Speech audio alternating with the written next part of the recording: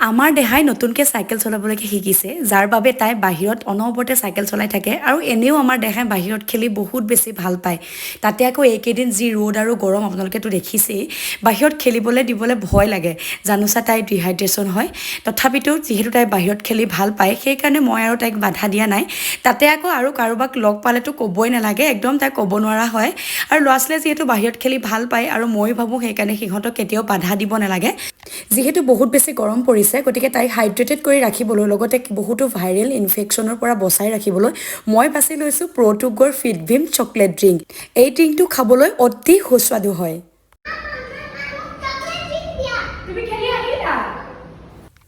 য'ত আছে আমাৰ থলুৱা ভীমকলৰ গুণাগুণ সমৃদ্ধ